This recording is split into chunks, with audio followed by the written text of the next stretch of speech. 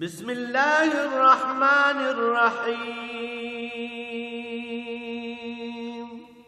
الرحمن علم القرآن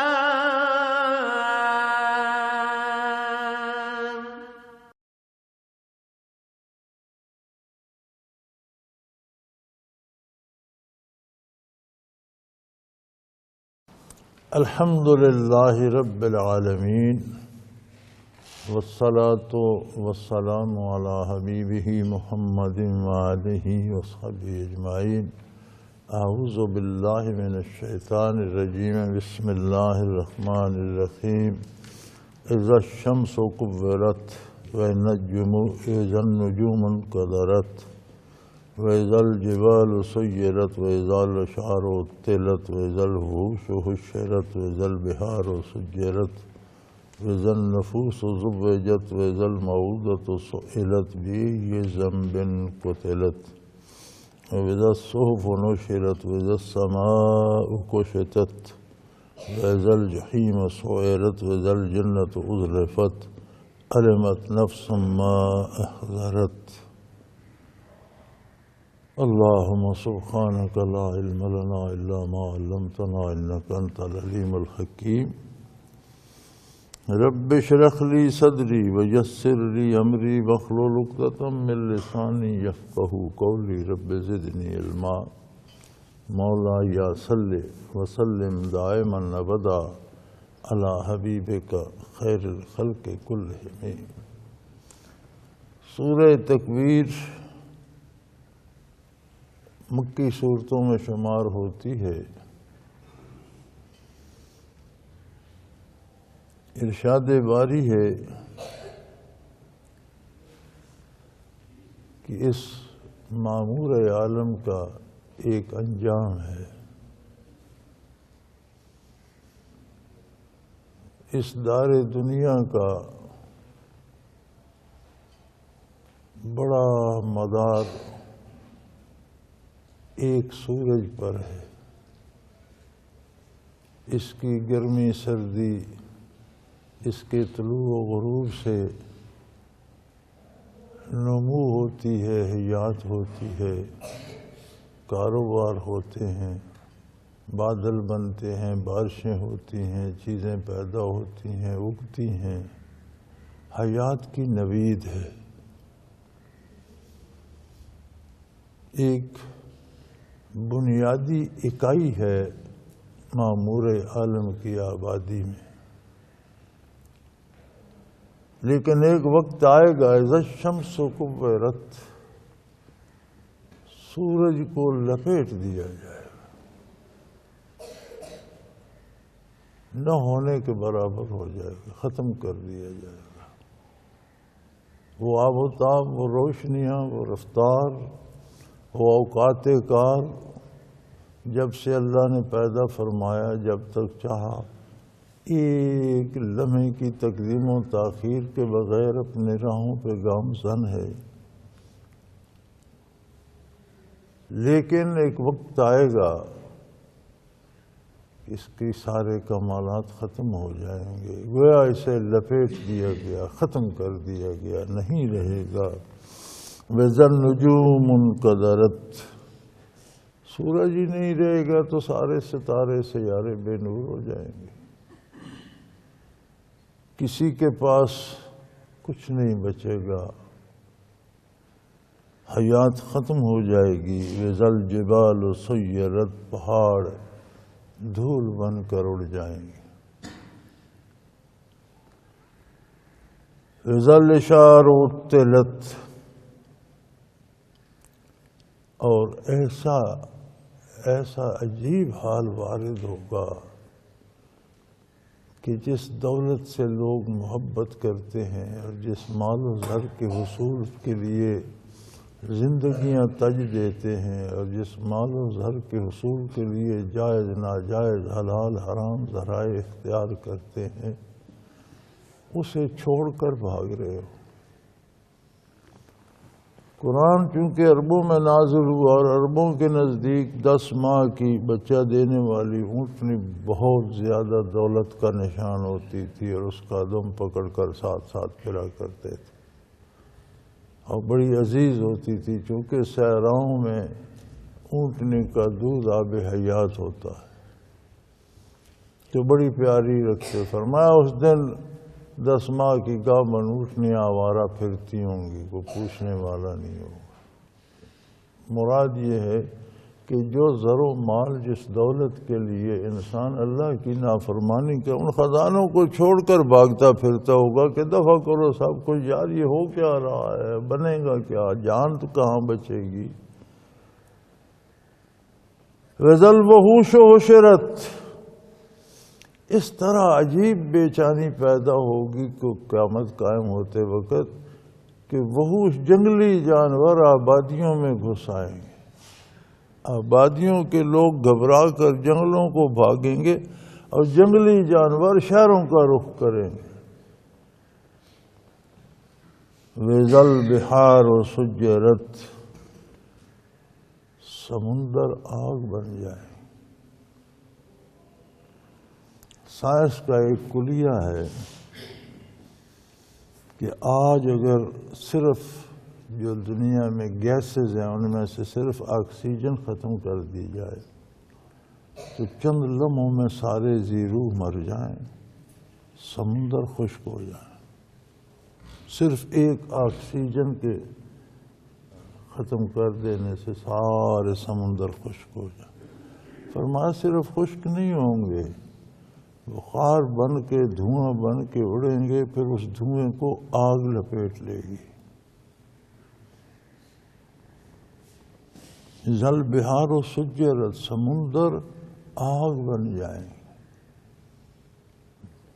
بھاپ بن جائیں گے، اڑیں گے، پھر اس کو آگ لگ جائے گی۔ وَإِذَا النُّفُوسُ زُوِّجَتْ، اور پھر تمام ارواح کو پھر بدنوں کے ساتھ ملا دیا جائے گا، ہر کوئی پھر سے زندہ ہو جائے گا۔ روح اور بدن کا رشتہ اللہ کریم قائم فرماتے ہیں۔ انسانی روح عالم امر سے ہے۔ روح 2 قسم ہے، انسانی روح عالم امر سے ہے، باقی جانوروں میں جو روح ہوتی ہے، حیات ہوتی ہے، اسے روح حیوانی کہا جاتا ہے۔ انسان میں بھی وہ ہوتی ہے روح حیوانی۔ اجزاء کے ملنے سے خون میں ایک خاص قسم کے بخارات سے بنتے ہیں، اسے روح حیوانی کہتے ہیں، وہ بدن کی حیات کا سبب ہوتی ہے۔ انسان کے علاوہ باقی جانداروں میں وہ روح حیوانی ہے۔ اسی کا تجزیہ کر کے کہا گیا ہے نا، زندگی کیا ہے عناصر میں ظہور ترتیب، موت کیا ہے انہی اجزاء کا پریشان ہونا، کہ ایک خاص نسبت سے اجزاء ملتے ہیں تو ان میں ایک زندگی پیدا ہو جاتی ہے، وہ نسبت بگڑتی ہے تو وہ زندگی ختم ہو جاتی ہے۔ لیکن انسان اس سے بالا تر مخلوق ہے، اسے اللہ نے قُلِ الرُّوحُ مِنْ أَمْرِ رَبِّي، اللہ کے امر سے ہے۔ 2 عالم ہیں، عالم خلق اور عالم امر۔ عالم امر صفات باری کا جہان ہے، اسے فنا نہیں۔ عالم خلق میں ساری تخلیق ہے، وَلَهُ الْخَلْقُ وَالْأَمْرُ، خلق بھی اسی کا ہے، عالم امر بھی اسی کا ہے۔ انسانی اجزاء منتشر ہیں خاک میں،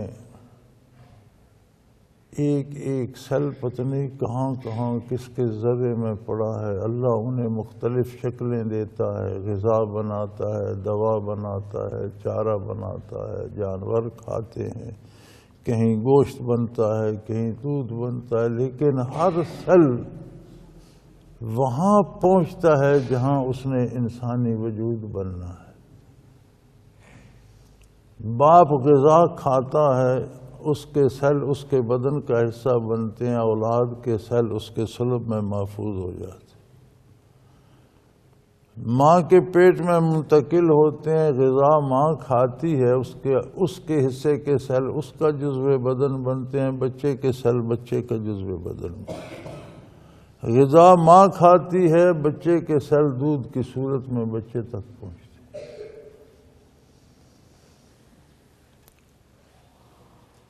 120 دن کے بعد، حمل کے 120 دن کے بعد اس وجود کے ساتھ روح کا تعلق اللہ کریم جوڑ دیتے ہیں شکم مادر میں۔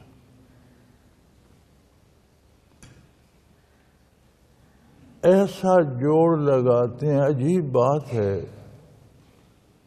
کہ روح عالم امر کی لطیف تر چیز، عالم امر لطیف ہے، لطیف تر چیز ہے، مادے کی ٹھوس تر شکل ہے جسم۔ ٹھوس اور لطیف میں جوڑ نہیں لگتا۔ لطیف چیز ٹھوس چیز سے گزر سکتی ہے، لوہے کی تار ہے، اس سے بجلی گزر سکتی ہے، لیکن آپ اس میں جڑ کر ایک جان نہیں ہو سکتے۔ جڑیں گے تو لوہا جل جائے گا۔ اس سے گزر سکتی ہے، جڑ نہیں سکتی، اس کا حصہ نہیں بن سکتی۔ آپ لوہے کی تار سے بجلی گزار رہے ہیں، دونوں طرف سے تار کاٹ لیں تو بجلی اس میں نہیں ہوگی۔ اگر اس میں بجلی رہے تو وہ جل جائے گی، خاک ہو جائے گی۔ یہ اس کی قدرت کہ مادے کی کثیف شکل کے ساتھ لطیف تر روح کا تعلق جو اب جب جوڑا ہے تو ایسا جوڑا کہ چونکہ عالم امر میں فنا نہیں ہے، روح کے لیے فنا نہیں ہے، تو جو مادی اجزاء ساتھ بدن کی صورت میں منسلک ہو گئے یہ بھی ہمیشہ رہے، فنا نہیں ہوں۔ دنیاوی زندگی میں ہمارے سامنے رہے بدن مکلف بذات ہے، روح نظر نہیں آتی، روح پیچھے ہے، لیکن دکھ سکھ جو بدن جھیلتا ہے تکلیف روح کو بھی ہوتی ہے۔ موت نام ہے اس زندگی کے سفر کو پورا کر کے برزخ میں جانے کا۔ مٹی سے اجزاء غذائیں بنے، دوائیں بنے، نطفہ بنے، شکم مادر میں آئے، وجود ایک سفر ہے نا مسلسل۔ شکم مادر سے دنیا میں آئے، پھر روح کے ساتھ ملے، اب قبر میں جانا ہے، روح برزخ میں چلی گئی، پھر میدان حشر میں جانا ہے، پھر وہاں سے گھر جائیں گے، کچھ گھر جائیں گے، کچھ جیل جائیں گے۔ جنہوں نے سفر کامیابی سے کیا وہ گھر جائیں گے، جنہوں نے سفر میں برائیاں جرائم کیے وہ جیل جائیں گے۔ دو ہی ٹھکانے ہیں، جنت یا جہنم، وہاں جا کر قرار ہے، پھر وہاں ہمیشہ رہیں گے، چونکہ یہ جوڑ ٹوٹے گا نہیں۔ موت کے بعد مکلف بذات روح ہو جاتی ہے، عذاب و ثواب قبر روح کو ہوتا ہے، لیکن بدن جل جائے، بکھر جائے، پانی میں ہو، درندے کھا جائیں، مادے کی کوئی نہ کوئی شکل ان اجزاء کی رہتی ہے، باڈی سیل قائم رہتے ہیں۔ جہاں جہاں جو سیل اس بدن کا حصہ رہا، جو تکلیف روح پہ آئے اس ایک ایک سیل کو پہنچتی ہے، راحت روح پہ آئے ایک ایک سیل تک جاتی ہے۔ جب قیامت قائم ہوگی فرمایا وَإِذَا النُّفُوسُ زُوِّجَتْ، قیامت قائم ہوگی تو بدن روح کو پھر اکٹھا کر، نفوس کو پھر جوڑ دیا جائے گا۔ پھر قیامت کا جو اکٹھا ہونا ہوگا اس میں روح اور بدن دونوں مکلف ہوں گے برابر برابر۔ وَإِذَا الْمَوْءُودَةُ سُئِلَتْ، عربوں کی عہد جہالت میں ایک رسم یہ بھی تھی، برائی اپنے عروج پر تھی، فحاشی عروج پر تھی، تو بیٹیوں کو زندہ دفن کر دیتے تھے۔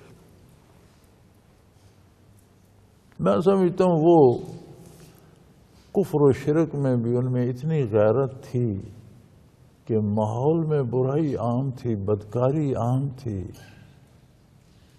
بدکاری فیشن تھا، جرم نہیں تھا، تو انہیں اتنی غیرت تو تھی کہ بیٹی زندہ دفن کر دیتے تھے۔ ان آج کل کے نام نہاد مسلمانوں سے جو بیٹیوں کو نچا کر تالیاں بجا رہے ہوتے ہیں، ان سے تو وہ غیرت مند تھے۔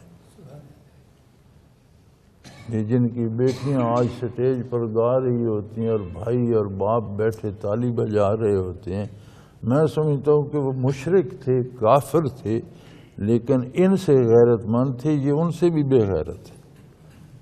نام کے مسلمان ہیں لیکن ان میں اتنی غیرت بھی نہیں جتنی ان مشرکین اور کافروں میں تھی۔ تو اب وہ جو باپ بیٹی کو دفن کر دیتا تھا تو اس کا کون مدعی ہوگا؟ نہ کوئی دنیا میں دعویٰ کرنے والا تھا نہ آخرت میں۔ فرمایا وہ گناہ بھی جن کا کوئی مدعی نہیں ہوگا وہ بھی سامنے آ جائیں گے، اللہ کریم ان کا بھی پوچھا ان کا بھی جائے گا۔ یہ دنیا میں تو ہے نا، کوئی جرم کر لو کوئی دعویٰ نہ کرے تو کوئی نہیں پوچھتا، فرمایا وہاں سب پوچھے جائیں گے۔ ذَالْمَوْدَةُ سُئِلَتْ، زندہ گاڑی گئی اس معصوم بچی سے بھی پوچھا جائے گا بِأَيِّ ذَنْبٍ قُتِلَتْ، آج بات کرو کس جرم میں تمہیں اس نے مار دیا تھا۔ اس کا مطلب ہے روح جو ہے وہ عاقل بالغ ہی ہوتی ہے، روز اول سے آخر تک دنیا میں بدن کی بلوغت مکلف ہے، جو بدن میں شعور آتا ہے، ورنہ روح وہ ایک دن بچی پیدا ہوئی انہوں نے دفن کر دی، اسے پتا ہے مجھے کس نے مارا، کیوں مارا۔ تو فرمایا جن گناہوں کا کوئی مدعی نہیں ہے، کوئی گواہ نہیں ہے، تم نے چھپ چھپا کے، جیسے اپنی بیٹی تھی کسی کو بتایا ہی نہیں، دفن کر دی۔ فرمایا اللہ کریم اس کا بھی پوچھے، وہاں کچھ نہیں چھپے گا، ہر بات کی تفتیش ہوگی، پتہ چلے گا۔ وَإِذَا الصُّحُفُ نُشِرَتْ، جب دفتر کھولے جائیں گے، اعمال نامے سامنے آ جائیں گے، ہر ایک کا سارا کردار لکھا ہوا آ جائے گا۔ وَإِذَا السَّمَاءُ كُشِطَتْ، آسمانوں کا یہ حال ہوگا گویا کسی نے ان کی کھالی کھینچ لی، سکیڑ کر رکھ دی ہوں، پھٹ گئے ہوں جگہ جگہ سے، دروازے بن گئے ہوں، راستے کھل گئے ہوں، جو جب سے اللہ نے بنائے ہیں قیامت تک نہ مرمت کی ضرورت پڑی، نہ کوئی شگاف ہوا، نہ ٹوٹ پھوٹ ہوئی، نہ جم کر کھڑے ہیں، لیکن قیامت انہیں بھی ہلا کر رکھ دے گی، توڑ پھوڑ کے رکھ دے گی۔ وَإِذَا الْجَحِيمُ سُعِرَتْ، دوزخ کو مزید بھڑکایا جائے گا۔ وَإِذَا الْجَنَّةُ أُزْلِفَتْ، جنت سجی سجائی ہے، مزید سجائی جائے گی۔ دونوں کو آنے والوں کے لیے مزید سجایا جائے گا، جہنم کے شعلے مزید بھڑکائے جائیں گے، جنت کا حسن اور سنوارا جائے گا۔ علمت نفس ما احضرت، اور ہر کسی کو پتہ چل جائے گا کہ اس کے پاس دامن میں کیا ہے، ما احضرت، وہ کیا لایا ہے۔ دار دنیا ایک بازار ہے میرے بھائی، ہمارے پاس سانس کی زندگی کی لمحات کی نقدی ہے، ہم ایک ایک سانس خرچ کر رہے ہیں، دنیا سے چیزیں خرید رہے ہیں، نیکی یا برائی، سچ یا جھوٹ، بھلا یا برا، جو ہم لے رہے ہیں یہ ہم اپنے خزانے میں رکھتے جا رہے ہیں، ہمارے اعمال نامے میں چلتا جا رہا ہے، یہ ضائع نہیں ہو رہا۔ اس دن سب کچھ سامنے آ جائے گا، اس بازار سے تم نے کیا کیا خریدا۔ وہ ایک مصرع تھا بڑا خوبصورت کہ ہر چیز یہاں بکتی ہے، بولو جی تم کیا کیا خریدو گے۔ دنیا میں تو ساری چیزیں بکاؤ ہیں، نیکی لے لو، عشق الہی لے لو، دامان پیغمبر لے لو، زندگی سانسیں جان خرچ کرو، اوقات خرچ کرو، محنت خرچ کرو، مشقت خرچ کرو، دیانت امانت خرچ کرو، یہ تمہارے پاس سکہ ہے۔ یقین و ایمان خریدو، نبی کا عشق خریدو صلی اللہ علیہ وسلم، اللہ جل شانہ کی محبت خریدو، غریبوں کی دعائیں خریدو، عدل و انصاف خریدو، حق خریدو، سچ خریدو، نیکی خریدو، یہی سرمایہ خرچ کرو، جھوٹ خرید لو، چوری کا پیسہ جمع کر لو، لوگوں پر ظلم کرو، ظلم خرید لو، اقتدار میں آ جاؤ، لوگوں کو قتل کرا دو، لاکھوں لوگ بے گھر کر دو، اجاڑ دو، ملک اجاڑ دو، تباہ کر دو، جنگیں لگا دو، خرید لو بھائی جو جائے۔ وہاں جاؤ گے علمت نفس ما احضرت، ہر چیز سامنے آ جائے گی، تمہارے دامن میں کیا کیا، تم نے کیا کیا خریدا تھا۔ فلا اقسم بالخنس، ان پھر جانے والے ستاروں کی قسم۔ خنس یہ 5 ستارے ہیں، انہیں خمس متحیرہ کہتے ہیں، یہ 5 ستارے جو گردش کرتے رہتے ہیں، اصطلاح میں خمس متحیرہ کہتے ہیں۔ یہ مشتری، زول، عطارد وغیرہ، یہ 5 ستارے، ان کو جو یہ قسمت کا حال معلوم کرنے والے یا نجومی جنہیں کہتے ہیں، ان کے ہاں ان کو بنیادی حیثیت حاصل ہے، اور یہ اس سے اندازے لگاتے رہتے ہیں، فلاں کی عمر کتنی ہے، فلاں کو دولت ملے گی، فلاں کی شادی ہوگی، فلاں دن بارش ہوگی، یہ ہوگا وہ ہوگا۔ اللہ کریم فرماتے ہیں ذرا یہی حساب لگا لو، یہ ستارے بھی اس بات پہ گواہ ہیں کہ اخیر سب مریں گے۔ ذرا اسی نجوم سے ثابت کر لو، کسی کی ابدی زندگی پہ دنیا میں ہمیشہ رہے گا، کسی کی گواہی دیتے ہیں، وہ یہ بھی بتاتے ہیں کہ تمہیں مرنا ہے۔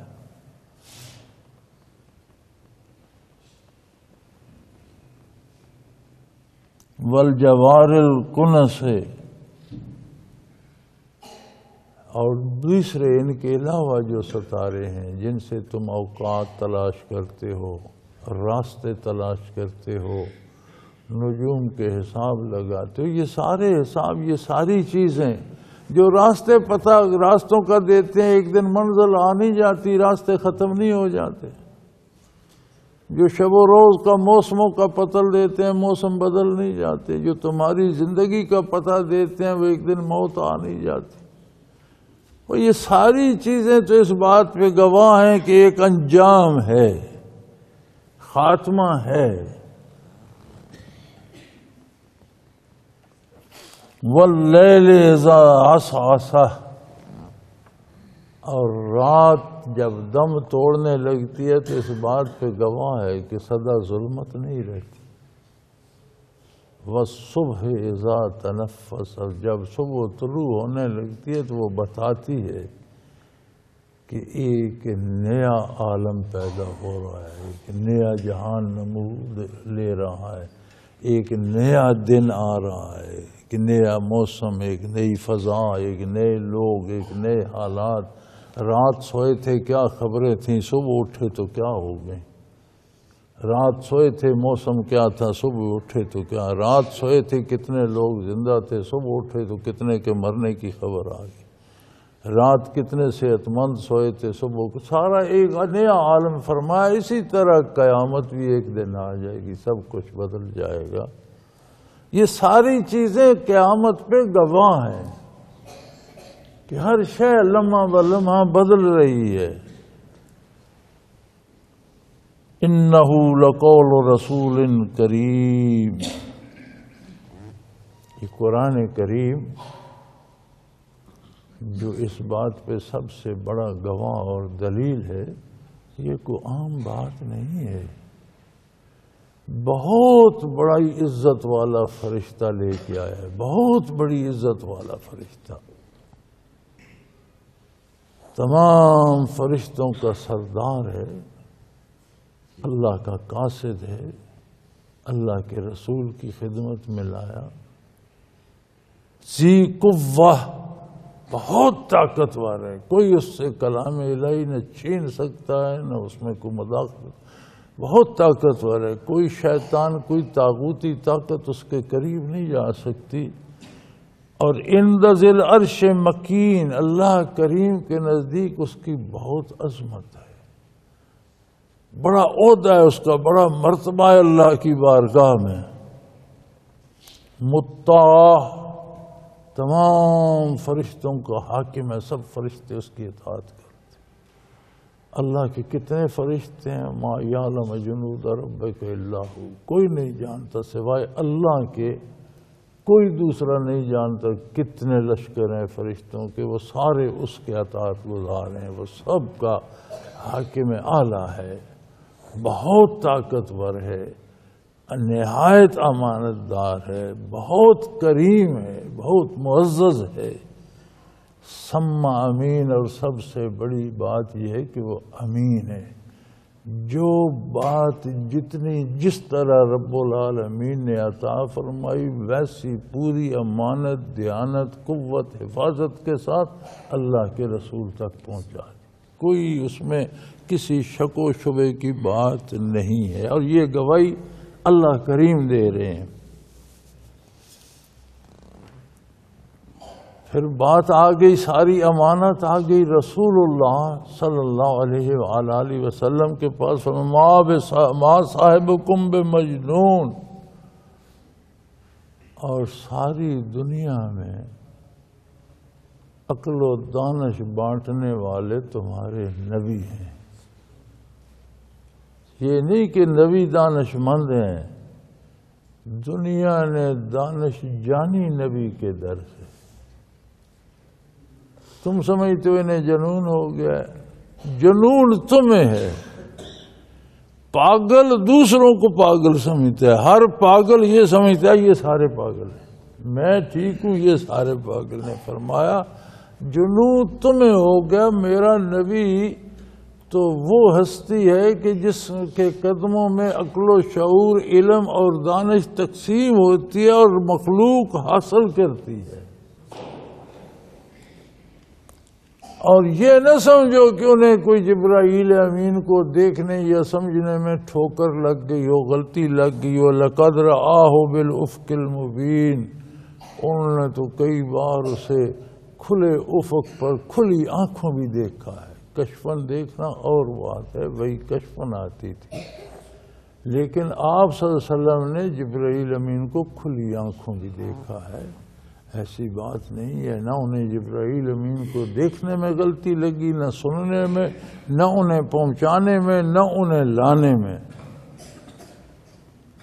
وَمَا هُوَ عَلَى الْغَيْبِ بِضَنِينٍ، اور میرا نبی ایسا بھی نہیں ہے کہ وہ غیب کی خبریں جو جبرائیل امین لائے انہیں تم سے چھپا کے رکھے، نہیں، بانٹ دی اس نے، لٹا دی کائنات میں۔ سب سے بڑا غیب تو اللہ کی ذات ہے، جسے نہ کوئی دیکھ سکتا ہے، نہ اپنی حیثیت انسانی سے محسوس کر سکتا ہے۔ غیب کی تعریف یہ ہے، ما غاب عن الحواس، آپ کی حسیات سے جس چیز کو آپ نہ پا سکیں وہ غیب ہے۔ ایک بندے کے لیے ایک چیز غیب ہوتی ہے، دوسرے کے لیے وہ نہیں ہوتی۔ ہمیں بیمار ہم ہوتے ہیں، بیماری اور اس کا سبب ہمارے لیے غیب ہے۔ ڈاکٹر یا طبیب دیکھتا ہے، وہ فرماتا ہے تمہیں یہ بیماری ہے، اس کا سبب وہ ہے تم نے فلاں چیز کھائی ہے، اس کے لیے وہ غیب نہیں ہے، ہمارے لیے غیب ہے۔ تو اللہ کی ذات تو سب کے لیے غیب ہے، اگر اللہ کا نبی رہنمائی نہ کرے تو۔ قیامت، آخرت، فرشتے، جنت، دوزخ کسی نے دیکھا، چھوا، سنا نہیں۔ ایک ہی ذریعہ ہے، نبوت اور وحی الہی۔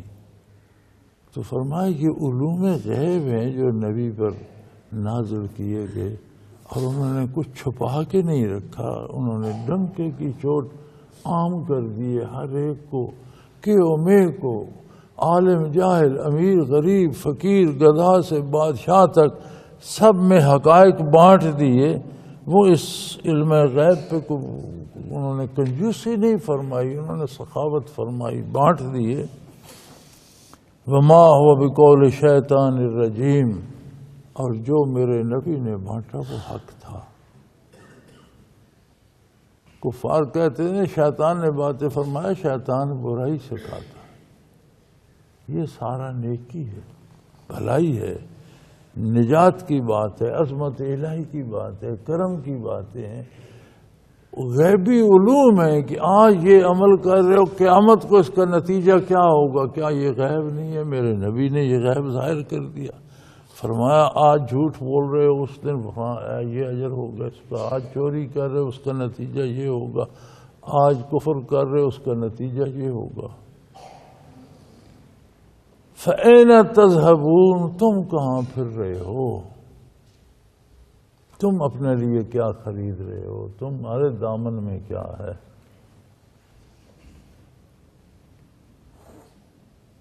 ان ہوا الا ذکر للعالمین، یقیناً یہ قرآن کائنات بسیط کے لیے بہترین نصیحت ہے، اس سے بڑھ کر کوئی نصیحت نہیں ہے۔ نصیحت کس لیے ہوتی ہے؟ سننے، سمجھنے، جاننے اور عمل کرنے کے لیے۔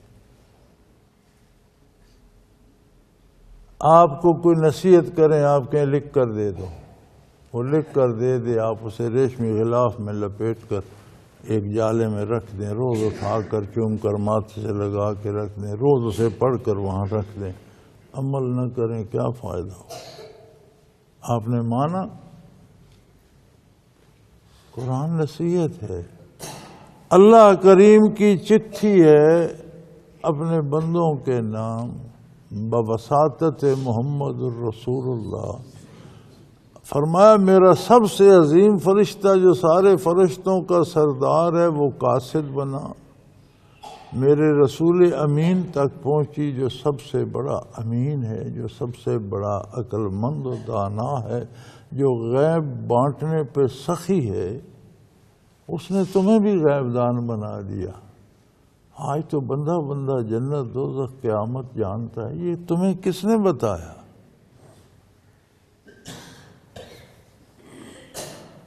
اور یہ کائنات کے لیے جب تک سورج چاند رہے گا تب تک یہ دولت بٹتی رہے گی،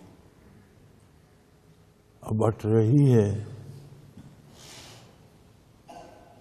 لمن شاء منکم من یستقیم، اب یہ تمہارے ذمہ ہے، تم میں سے جو چاہتا ہے وہ اب سیدھا ہو جائے، یستقیم سیدھا ہو جائے، سیدھا راستہ اختیار کر لے، حق کو اختیار کر لے۔ ربیع الاول جا رہا ہے نا، جگہ جگہ محافل ہو رہی ہیں، کہتے ہیں بجلی کا بڑا بحران ہے، لیکن اتنی بجلی جل رہی ہے، ایسے پتہ چلتا ہے اس ملک میں تو بجلی ضرورت سے زائد ہے، اتنے پٹاخے چل رہے ہیں، اتنا بارود پھونکا جا رہا ہے، اتنے لاؤڈ سپیکر، اتنا زور و شور، اتنے گانے بجانے، اتنی ہاؤ ہو کیا رہا ہے؟ زندہ باد مرد آباد، نعرے ڈھول تماشے، یا زیادہ سے زیادہ کچھ علماء تقریر فرما دیتے ہیں، کوئی نعت خوان نعتیں پڑھتے ہیں، ٹھیک ہے بھئی، یہ سارے کا نتیجہ حاصل کیا ہے؟ یہ بھی ہے، یہ بھی ہے، حضور کے یہ بھی فضائل ہیں، حضور کے یہ بھی ہیں، یہ بھی ہیں، ٹھیک ہے، یہ بھی ٹھیک ہے، درست ہے، حضور کے فضائل جن و ان سارے گنتے رہیں اور عمر بھر گنتے رہیں تو نہیں گن سکتے، پھر بھی زیادہ ہیں، ٹھیک ہو گیا۔ تمہارے پاس کیا ہے؟ ایک شخص جلسہ کر لے، ساری مخلوق اکٹھی کر کے گنتا رہے، نیشنل بینک میں اتنے ارب ڈالر ہیں، اتنے کھرب ڈالر ہیں، اتنے کھرب روپیہ ہیں، اتنے پیسے ہیں، گنتا رہو گنتا رہو۔ بھئی نیشنل بینک میں تیرے کتنے ہیں اس میں؟ کبھی یہ سوچا کسی نے؟ بھئی نبی کریم کے فضائل سارے مسلمان الحمدللہ، ان میں سے آپ کے دامن میں کیا ہے؟ کتنی سنتیں آپ نے اپنائی، کتنی برکات آپ کے پاس کیا ہے؟ آپ کے پاس یہ ڈوموں والے ڈھول ڈھمک کے کنجروں والی اچھل کود اور شور شرابہ، یہ تو بارگاہ نبوی سے نہیں ہے۔ یہ جو تم کر رہے ہو یہ حرکات تو شیطانی ہیں، ان کا تعلق اس بارگاہ سے تو نہیں ہے۔ تمہارے پاس کیا ہے؟ یہ پٹاخے جو چلا رہے یہ بارگاہ نبوی میں چلا کہ وہاں تو تھا لا ترفعوا اصواتکم، خبردار اونچا سانس مت لینا. وہ تو بات ہی وہاں اور ہے، تم کچھ اور کر رہے ہو. کہتے ہو وہاں بڑی نعمت، وہاں تو بے پناہ نعمتیں ہیں، تمہارے پاس کیا ہے بھائی؟ سوچنے کی بات یہ ہے کہ ہمارے دامن میں ہم نے کیا حاصل کیا وہاں سے. بینک تو بھرا پڑا ہے دولت سے، میرے اس میں کتنے ہیں؟ اور میرا دھیلا بھی نہیں ہے تو بینک بھرا رہے، مجھے بینک سے کیا؟ بارگاہ رسالت میں، دربار رسالت میں جنتیں بھی ہیں، جمال الہی بھی ہے، عشق الہی بھی، ہر چیز ہے، لیکن اس میں سے میرا کتنا ہے؟ مجھے کیا ملا؟ اگر میرے دامن میں کچھ نہیں ہے تو مجھے کیا فائدہ؟ جو کچھ ہم کر رہے ہیں، یہ اچھل کود، یہ دھماکے، یہ ڈھول تماشے، یہ تو شیطانی کام ہے. اور یہ ہم نعت پڑھ رہے ہیں، کیا نعت پڑھ رہے ہو؟ حمد ہوتی ہے وہ بات جس میں اللہ کی تعریف ہو، اسے حمد کہتے ہیں. نعت ہوتی ہے وہ بات جس میں نبی کی تعریف ہو، وہ تو نعت. یہ کون سی نعت ہے؟ بھر دو جھولی میری، یہ تیری جھولی بھرنا نعت ہے؟ یہ تو نعت نہیں ہے بھائی. اور یہ فلمی گانوں کی طرز پہ بنانا اور میرا یہ دے دو، میرا وہ دے دو، یہ نعت نہیں ہے. نبی کریم نے مزامیر کو حرام فرمایا.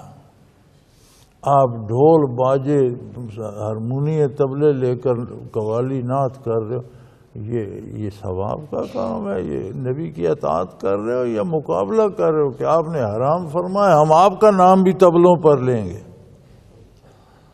اور کبھی سوچا بیٹھ کر؟ چھوڑو، مجھے بھی چھوڑ دو، مولویوں کو بھی چھوڑ دو، جانے دو. مولوی نے اپنی قبر میں جانا ہے، میں نے اپنی میں، آپ نے اپنی میں. اپنے لیے سوچو کہ یہ طبلے، یہ سرنگیاں، یہ ڈھول، یہ باجے، یہ نبی کریم نے حرام فرمائے، منع فرمائے تھے. تم وہی باجے بجا کر کہہ رہے ہو ہم نعت پڑھ رہے ہیں. او جی یہ شہید ہو گیا، کیوں؟ یہ طبلے سرنگی کے ساتھ نعتیں پڑھتا تھا. سبحان اللہ، طبلے سرنگی آپ جنت میں جائیں گے. جنہیں اللہ و اللہ کے رسول نے حرام قرار دیا تو وہ طبلے سرنگیاں جنت جائیں گے، تو پھر شرابیوں نے کیا گناہ کیا ہے وہ بھی جانے دو. تو خدا کا خوف کرو یار، اپنے لیے سوچو. کل قبر میں جانا ہے، چھوڑو لوگوں کو فلاں کہتا ہے فلاں. دین پارٹیوں پہ نہیں ہوتا، دھڑوں پہ نہیں. آپ نے دھڑے بندیاں بنا لی ہیں. ہمارا ایک یہاں ہوتا تھا، ساتھ ایک گاؤں ہے، اس کا نام فتح خان تھا، فتو فتو کہتے تھے. اس نے ایک نیا عقیدہ بنا لیا. تو اس کا ایک بھائی تھا، اسے عقیدے وقیدے کی سمجھ نہیں ہوتی تھی کہ کیا عقیدہ ہے کیا، اور عقیدہ کیسے کہتے کسے، اور عقیدہ. تو اس سے کسی نے پوچھا تمہارا عقیدہ کیا؟ اس نے وہی ہے جو فتو برو کا ہے. آگا پیچھا سے ہم فتو برو کے مذہب پر ہیں کہ فلاں کا یہ ہے، میں بھی ساتھ ہوں، میں بھی ساتھ ہوں. میں میاں اپنی قبر میں جانا ہے، اپنے فتو بھائی کی قبر میں نہیں جانا. اپنا جواب دینا ہے. اور وہاں اعمال پہ انبیاء کی شہادت ہوگی کہ یا اللہ یہ کام کرنے کا حکم میں نے دیا تھا، تب عمل قبول ہوگا. وہ ایک دوانی کا، ایک پیسے کا، ایک پائی کا سکہ ہو نا، اس پر بھی سرکاری مہر ہو تو قبول ہوتا ہے، ورنہ نہیں.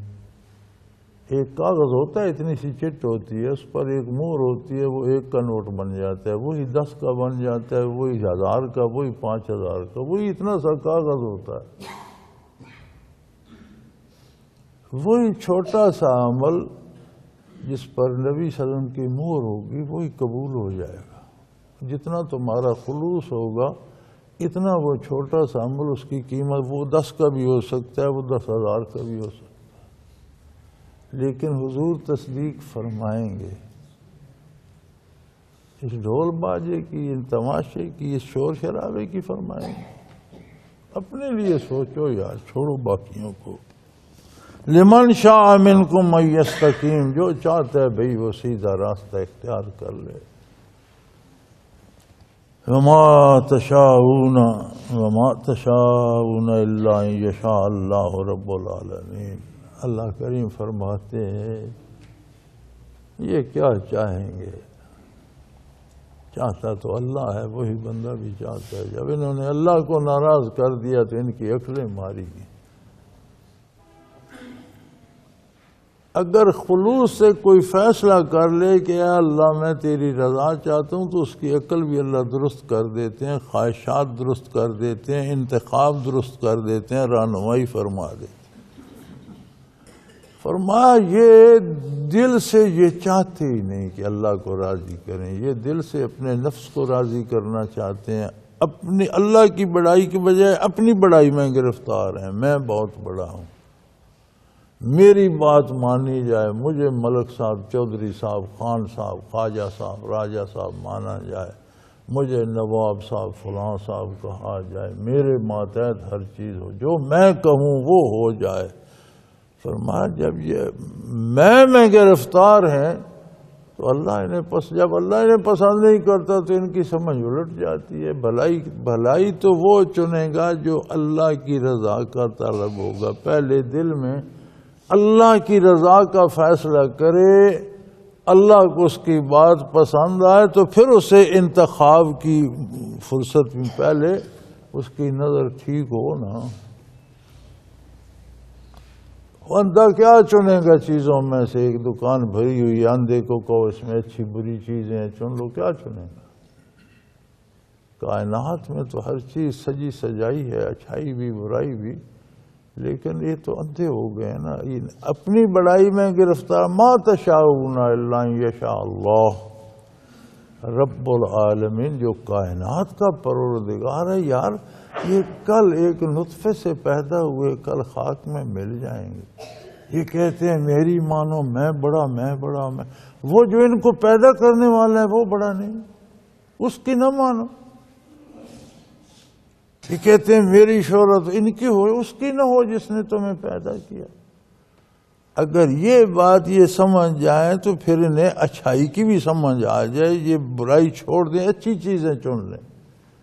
بنیادی طور پر جب ان کے دل میں عظمت الہی کی جگہ اپنی بڑائی آ جاتی ہے تو پھر انہیں توفیق نہیں ہوتی اچھائی چننے کی. ورنہ یہ کائنات بھی ہو اور اس میں محمد الرسول اللہ کا دامن بھی ہو اور بندہ انسان ہو، اولاد آدم ہو، اور وہ خالی رہے، یہ کیسے ممکن؟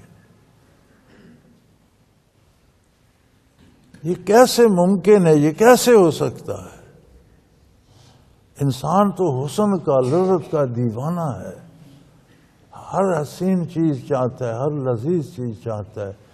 اور حسن اور لذت دامان مصطفیٰ صلی اللہ علیہ وسلم سے کہیں ہے ایسی جیسی وہاں ہے. لیکن اس حسن کو جاننے کے لیے، اس لذت کو پرکھنے کے لیے وہ کیفیت بندے میں بھی تو کہ وہ جان سکے. وہ جان ہی نہ سکے تو کیا چنے گا؟ فرمایا یہ اپنی بڑائی میں مارے گئے، رب العالمین کی عظمت بھول گئے. اس لیے اس کائنات وسیط میں نعمتوں میں سے یہ نعمتیں انہیں نظر نہیں آتی. اللہ بسم اللہ الرحمن الرحیم. اذا السماء انفطرت واذا الكواكب انتثرت واذا البحار فجرت واذا القبور بحصرت علمت نفس ما قدمت واخرت. یہ آخری صورتیں ہیں 30ویں پارے میں.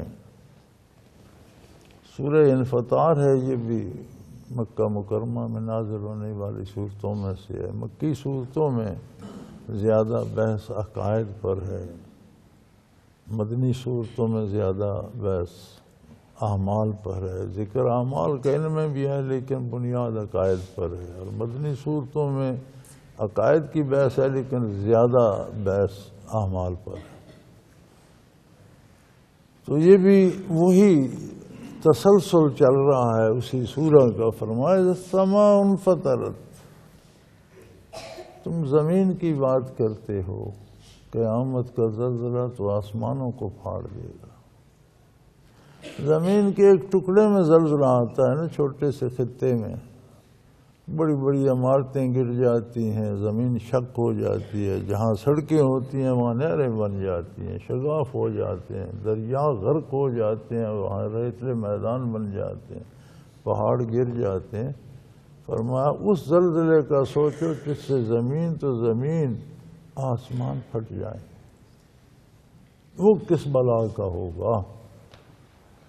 اذا السماء انفطرت، جب آسمان پھٹ جائیں گے، واذا الکواکب انتصرت، ستارے جھڑ جائیں گے.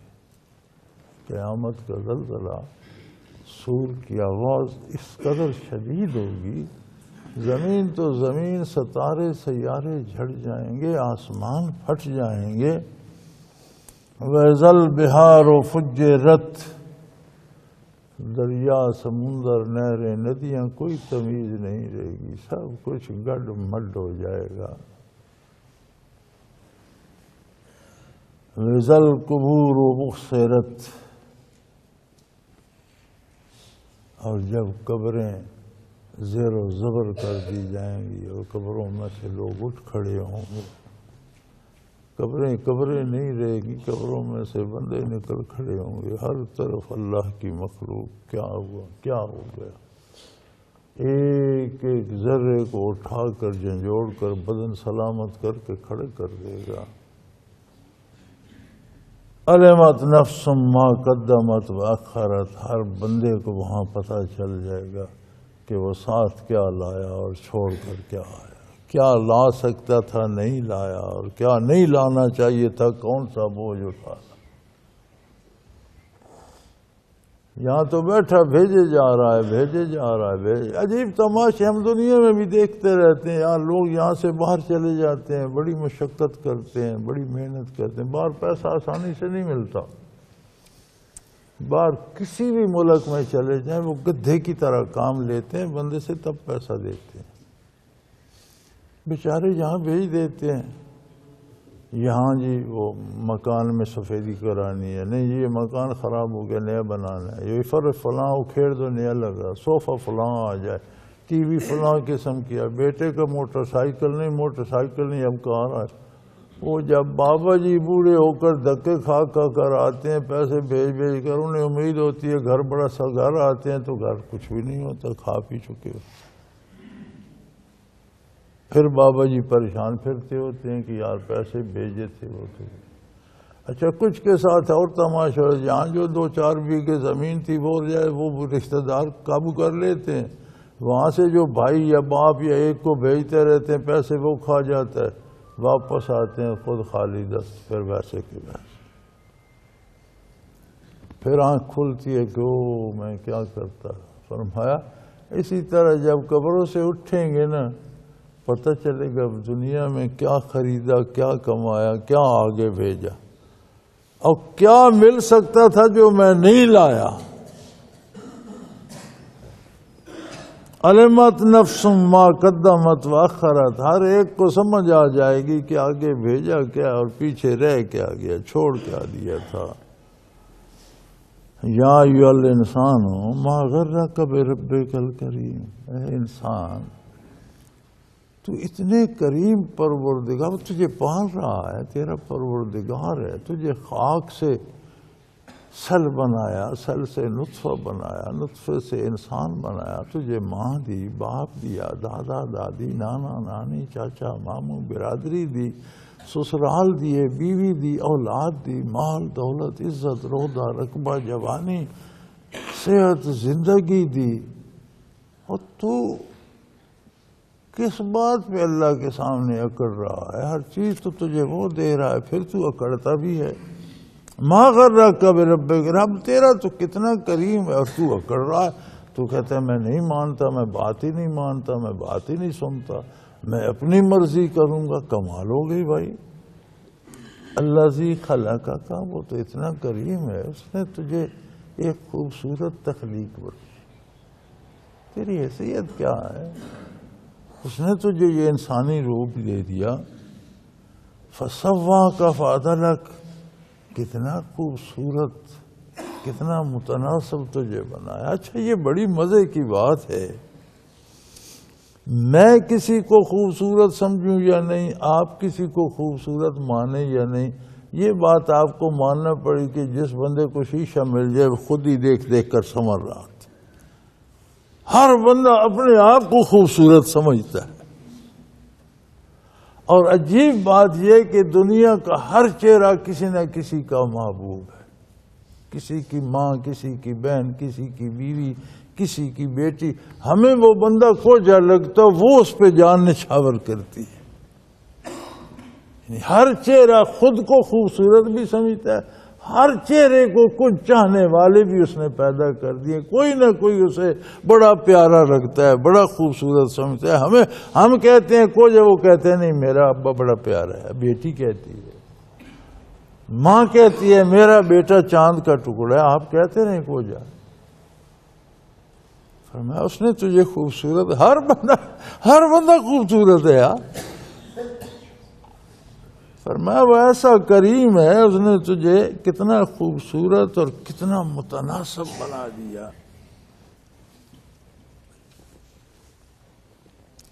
یہ صورت ما شاء رکب، پھر تیری تو یہ حیثیت نہیں تھی، نہ تیری کوئی فرمائش، نہ تیرے کہنے پر تجھے بنایا، جیسا چاہا اس نے بنایا۔ اگر تجھ میں قوت ہے تو اس نے دے دی، تجھ میں کمال ہے تو اس نے دے دیا، تجھ میں عقل ہے تو اس نے دے دی، تجھ میں علم ہے تو اس نے دیا، تیرے پاس حسن ہے۔ جو جس بات پہ تو فخر کرتا ہے وہ رب کی دین ہے نا، تیری تو نہیں ہے۔ کلا بل تکذبون بالدین، لیکن افسوس کہ تم انسان ہوتے ہوئے انجام کار کا انکار کرتے ہو۔ یار دن بقا تمہارے سامنے، ہر لمحے کا انجام ہے، ہر دن کا انجام ہے، ہر رات کا انجام ہے، ہر موسم کا انجام ہے، ہر کام کا انجام ہے، ہر پھل کا انجام ہے، ہر انسان کی زندگی کا انجام ہے، تو تم اس دنیا کے انجام اور اس کے نتیجے سے قیامت سے انکار کرتے ہو۔ اِنَّ عَلَيْكُمْ لَحَافِظِينَ، حالانکہ تمہارے ساتھ تو ہمارے چوکیدار مقرر ہیں، کرامن کاتبین، عالی قدر لکھنے والے، تمہارے ساتھ تو ہم نے منشی لگا رکھے ہیں، تمہاری ہر بات جو ہونٹ پہ لب پہ آتی ہے وہ لکھ لیتے ہیں، تم گالی دو یا اللہ کی حمد کرو وہ لکھ لیتے ہیں، تم درود شریف پڑھو یا کسی کو بھلا برا کہو وہ لکھ لیتے ہیں، کل تمہارے سامنے آ جائے گا۔ کرامن کاتبین، عالی قدر لکھنے والے، یعلمون ما تفعلون، اور جو کام کرتے ہو اس پر بھی وہ گواہ ہیں، وہ جانتے ہیں، ہر وقت تمہارے ساتھ۔ انسانوں سے چھپ سکتے ہو، رات کی تاریکیوں میں چھپ سکتے ہو، بند کمروں میں چھپ سکتے ہو، لیکن وہ تو تمہارے ساتھ ہے، ان کے تو سامنے ہی کرتے ہو جو کرتے ہو۔ لیکن یاد رکھو ان الابرار لفی نعیم، جو نیکی کریں گے وہ انعام پائیں گے۔ یہ بھی بڑی عجیب بات ہے، ہمیں بڑی غلط فہمی ہوتی ہے کہ میں اپنی نمازوں سے نوافل پڑھ کر میں بڑا نیک، بڑا پارسا، میرا بڑا درجہ ہے۔ کوئی درجہ نہیں، جتنی ہم عبادت کرتے ہیں اس کی اجرت ہم لے چکے۔ یا ایھا الناس اعبدوا ربکم الذی خلقکم، لوگوں اس پروردگار کی عبادت کرو جس نے تمہیں پیدا کیا، انسان بنایا، ایک ایک قوت، سمع، بصارت، حسیات دی، دماغ دیا۔ یہ نعمتیں جتنی اس نے دی ہیں، ہم ساری عمر صرف عبادت ہی کرتے ہیں تو کسی ایک نعمت کا شکر ادا نہیں ہو سکتا۔ لہذا جتنی ہم محنت کرتے ہیں یہ تو جو پہلے لے چکے ہیں اس کی قیمت ادا نہیں ہوتی، آگے جو کچھ ملے گا وہ انعام ہوگا، اس کی عطا ہوگی، اس کا کرم ہوگا۔ تو جو بھی نیکی کرے گا، بھلائی کرے گا، نیکی کسے کہتے ہیں؟ وہ کام جو نبی کریم صلی اللہ علیہ وسلم نے کرنے کا حکم دیا، کیا، کر کے دکھایا، وہ نیکی۔ وَإِنَّ الْفُجَّارَ لَفِي جَحِيمٍ، اور جو برائی کرے گا وہ جہنم میں جائے گا۔ سیدھی سیدھی بات، دو ٹوک فیصلہ تمہارا ہے، انتخاب تمہارا ہے، میدان سجا ہے، بھلائی موجود ہے، برائی موجود ہے، قیامت سر پہ ہے، نبی صلی اللہ علیہ وسلم کا پیغام موجود ہے، اللہ کا قرآن موجود ہے، میدان سامنے ہے، چاہو تو نیکی لے لو، چاہو تو برائی لے لو۔ یصلونہا یوم الدین، قیامت کے دن دونوں اپنے اپنے گھر پہنچ جائیں گے۔ جو نیکی کرے گا وہ اللہ کی نعمتوں میں، انعامات میں، جنت میں پہنچ جائے گا۔ جو کفر کرے گا، نافرمانی کرے گا، وہ جہنم میں پہنچ جائے گا۔ قیامت کے دن ہر کوئی اپنی منزل پہ پہنچ جائے گا۔ وَمَا هُمْ عَنْهَا بِغَائِبِينَ، راستے میں کوئی نہیں بچھڑ سکتا۔ یہ بھول جاؤ کہ ہم دنیا میں غائب ہو جائیں گے، برزخ میں چھپ جائیں گے، نہیں۔ جو مسافر چلا ہے اسے منزل پہ جانا ہے، راستے میں کوئی گم نہیں ہوگا، کوئی بھاگے گا نہیں، کسی کا کردار چھپے گا نہیں۔ وَمَا أَدْرَاكَ مَا يَوْمُ الدِّينِ، اور تم کیا سمجھتے ہو قیامت کیا ہوگی؟ کیا خبر تمہیں وہ کیسا ہوگا؟ ثم ما ادراک ما یوم الدین، پھر دہرایا، پھر دیکھو تم کیا سمجھتے ہو قیامت کیا ہوگی؟ اتنا بڑا حادثہ ہوگا، اتنی بڑی عظیم بات ہوگی۔ یوم لا تملک نفس لنفس شیئا، اس دن کوئی متنفس کسی دوسرے کے لیے کخ نہیں کر سکے گا، کچھ بھی نہیں۔ ہر ایک اپنا اپنا جواب دے گا، میاں اپنا، بیوی اپنا، باپ اپنا، بیٹا اپنا، بیٹی اپنا، بھائی اپنا، بہن اپنا، ہر کوئی اپنی اپنی مصیبت میں پڑا، اپنا اپنی جواب دہی میں ہوگا۔ اتنا بڑا عظیم حادثہ ہوگا کہ لوگوں کو دیکھ رہے ہوں گے، پہچان رہے ہوں گے، یہ فلاں ہے، یہ فلاں ہے، لیکن کوئی کسی کو پوچھ نہیں سکے گا۔ صرف کیا ہوگا، کرے گا کون؟ والامر یومئذ للہ، اس دن صرف اللہ کے فیصلے نافذ ہوں۔ کوئی سفارش، کوئی رشوت، کوئی چھپ جائے، کوئی مفرور ہو جائے، کوئی بھاگ جائے، کچھ نہیں ہوگا۔ سفارش بھی ہوگی، یہ بھی اللہ کا فیصلہ ہوگا کہ فلاں فلاں کی سفارش کر سکتا ہے، فلاں فلاں کے حق میں بول سکتا ہے، ورنہ کوئی دم نہیں مار سکے گا۔ نبی کریم صلی اللہ علیہ وسلم نے ارشاد فرمایا، سبحان اللہ، کن فی الدنیا کانک غریب او عابر سبیل وعد نفسک من اہل القبور او کما قال رسول اللہ صلی اللہ علیہ وسلم۔ آپ نے فرمایا دنیا میں مسافروں کی طرح رہو، یہ تمہارا گھر نہیں ہے۔ تو ہر سانس ایک قدم ہے، تم مسافر ہو، چل رہے ہو۔ دنیا زندگی ایک سفر ہے۔ تمہارا وجود خاکی ذرات سے، سلوں سے اللہ نے بنایا، روح عالم امر سے بھیج دی، پشت پدر میں آئے، شکم مادر میں آئے، دار دنیا میں جاؤ گے، شکم گور میں جاؤ گے، میدان حشر میں جاؤ گے، پھر گھر پہنچو گے۔ جنت پہنچتا ہے کوئی یا جہنم، وہ اپنے گھر پہنچے گا، وہاں قیام ہوگا، پھر رہو ہمیشہ ہمیشہ، راستے میں نہیں رہو گے۔ تو فرمایا کن فی الدنیا کانک غریب، دنیا میں مسافروں کی طرح رہو۔ مسافر جہاں جاتا ہے وہ ضرورت کا سامان اپنا ضرور کرتا ہے، آرام بھی کرتا ہے، کھاتا پیتا بھی ہے، لیکن بوجھ نہیں بناتا رہتا کہ ہر چیز سمیٹتا رہے۔ اسے پتہ ہے میں نے صبح چلنا ہے، کہاں کہاں کیا کیا چیز اٹھاؤں گا۔ دنیا میں عزت سے رہو، اچھا گھر بناؤ، اچھا کھاؤ پیو، لیکن یہ نہیں کہ صرف دنیا کا حرام حلال اکٹھا کرتے رہو. بھائی تم مسافر ہو، تمہیں آگے جانا ہے. او عابر و سبیل، یا اس طرح رہو جس طرح کوئی راستہ چلتا ہوتا ہے.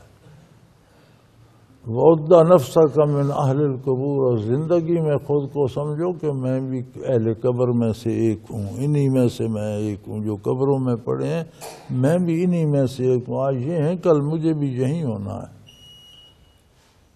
یہاں تو لوگ کہتے ہیں جی دعا کرو، مجھے موت سے ڈر لگتا ہے، موت مجھے یاد آتی ہے، موت یاد نہیں. خدا کے بندے، نبی کریم صلی اللہ علیہ وسلم تو فرماتے ہیں بڑا خوش قسمت ہے وہ مسلمان جسے موت یاد آئے. موت تو یاد رکھنے کی چیز ہے.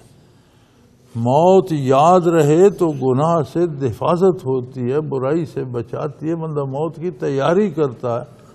ہم یہ چاہتے ہیں کہ ہمیں کوئی ایسی دوائی دے دو ہمیں آخرت کی موت کی یاد بھی نہ آئے. اللہ پناہ دے، اللہ ہمیں توبہ کی توفیق دے، ہماری توبہ قبول فرمائے، دنیا کی رسوائی سے بھی بچائے اور آخرت کے اس دن کی بڑی رسوائی سے پناہ دے، ہمارے گناہ معاف فرمائے اور دنیا میں آخرت میں دامان رسالت پناہی میں ہمیں ڈھانپ دے. آخر دعوانا ان الحمدللہ رب العالمین. اللہ اللہ اللہ اللہ اللہ اللہ اللہ اللہ. حضرت امیر محمد اکرم آوان مد ذلہ العالی دارالعرفان منارہ ضلع چکوال میں سالہ سال سے قرآن و حدیث کے اوپر خطابات کر رہے ہیں اور سلسلہ نقشبندیہ اویسیہ کے مطابق لوگوں کو ذکر الہی کی تربیت دے رہے ہیں.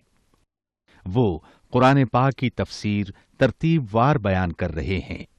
تفسیر قرآن کو وہ موجودہ ملکی اور بین الاقوامی حالات کے مطابق بیان کرتے ہیں. موٹر وے سے کلر کہار کے انٹرچینج سے نکلتے ہوئے، کلر کہار کی جھیل سے ہوتے ہوئے، میانی، بوچھال اور نورپور سے گزرتے ہوئے دارالعرفان منارہ پہنچ سکتے ہیں. حضرت امیر محمد اکرم آوان نے بچیوں اور بچوں کی دینی اور دنیاوی تعلیم کے لیے سقارہ اکیڈمی کے نام سے ایک درسگاہ بھی قائم کی ہے، جس کا افتتاح ملک پاکستان کے صدر جنرل محمد ضیاء الحق نے اپنے دست مبارک سے کیا تھا. وہ تمام احباب جو اسلام کی طلب رکھتے ہیں ان سے گزارش ہے کہ دارالعرفان منارہ ضلع چکوال میں امیر محمد اکرم آوان صاحب کے خطابات سے مستفید ہوں. وہ ہر جمعے کو نماز سے پہلے بیان فرماتے ہیں. ہر ماہ کی پہلی اتوار کو ماہانہ اجتماع ہوتا ہے جس میں آپ خصوصی خطاب فرماتے ہیں اور پاکستان کے چاروں صوبوں سے احباب اس اجتماع میں شرکت کرتے ہیں. اس کے علاوہ یہاں سال میں 2 مرکزی اجتماعات بھی ہوتے ہیں، ایک رمضان المبارک میں اعتکاف کا اجتماع اور دوسرا جولائی اور اگست میں 40 دن کا اجتماع ہوتا ہے جس میں روحانی تربیت کی جاتی ہے. اپنا خون سیماب دے کر اتنا ہم کر جائیں گے، نام آقا کا چمن میں پھر رقم کر جائیں گے.